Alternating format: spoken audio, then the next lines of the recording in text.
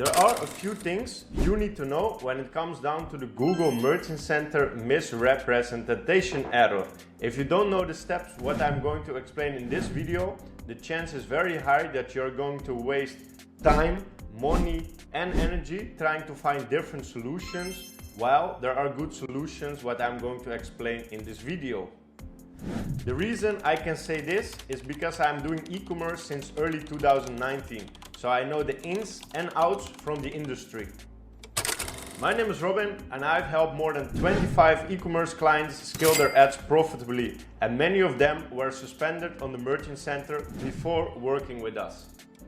Working with so many e-commerce partners, I constantly see the same entrepreneurs making mistakes over and over again that lead to Merchant Center misrepresentation errors. The result of this is that many accounts are not up and running, or when they do, for a very short amount of time before they get shut down. Many of the e-commerce entrepreneurs bury their Google Ads strategy right here, while there's a very good solution. And no, I will not tell you the general information you get from the Merchant Center itself. This is self-explanatory. I'm going to show you step by step how I was able to fix my own website, as well as for websites for partners that were facing the Google misrepresentation in the past. This is literally the exact strategy what I use on a daily basis for my own agency and for my own websites. After watching this whole video, you know exactly what to fix on your website so you can get unsuspended as fast as possible. So, if it's your goal to run profitably on Google Ads after your Merchant Center suspension is lifted, then watch me use this tool, how I am able to find broken pages on your website that can cause misrepresentation, because they represent a button or a page that's actually not there. So what I'm working right now is this account. It's from one of our Google Ads partners that recently got the misrepresentation error. You can see that they got shut down after a manual check. The reps from Google Merchant Center basically have a checklist that they follow and scan for errors. So if you have everything on the checklist what I cover in my videos and in this video today, you will be good to go to ask a review. But the tool what I wanted to show you today is actually here.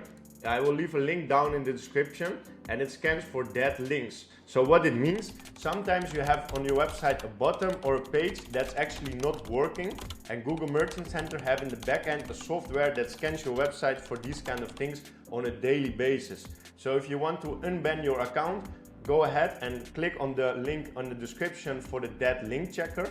Make sure you scan your whole website and see if you have potential dead links in there, and make sure you find a solution for there. So most of the time you just need to reconnect this button to the link, or the solution is quite easy most of the time. So what I do right here is implement the URL. I took shopify.com as a sample right here, and you can basically just click here to check. So what this tool is going to do, it's going to visit all pages that are on your website and going to give a notification if any of the links or buttons are broken. So you know exactly what pages to fix that might cause the misrepresentation error. Because there is a risk that your visitor is going to click on a button that's actually representing a broken page. And Google really hates that, it's really against the policies, so make sure you fix this proactively. So the thing what I need to mention with this tool is there is a free version and a paid version. The free version only brings you up to 2000 links, which is good for small to medium websites.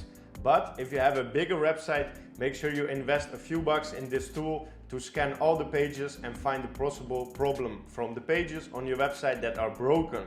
I highly recommend to invest a little bit in this tool. I'm not affiliate or partner with this tool. I just use it on a daily basis with a great success unlocking other people's Merchant Center. The first thing we do is always to scan their pages to see if there are any broken links right there.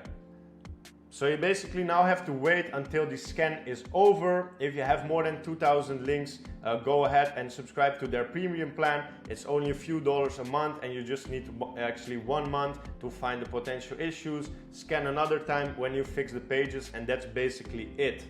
And never request a review from the Google Merchant Center before you actually fix things on your website, because basically you're wasting their time. If you submit a review and you didn't fix nothing, they don't like it, and you have 3 reviews before you go into a cool down period. So make sure you treat every review opportunity with good enough care and try to analyze the things on your website with tools like this or tools I recommend in other videos what I make about the Merchant Center misrepresentation.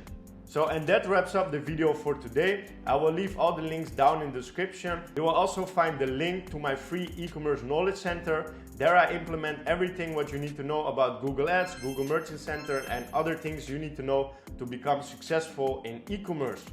So make sure you check it out. And if you want to know more about the misrepresentation, check out my other videos that I created about this to unban your account as fast as possible. My name was Robin, thank you for watching this video and I hope you find it valuable. If you do have any questions, make sure to leave a comment down below and I will do my best to answer them all.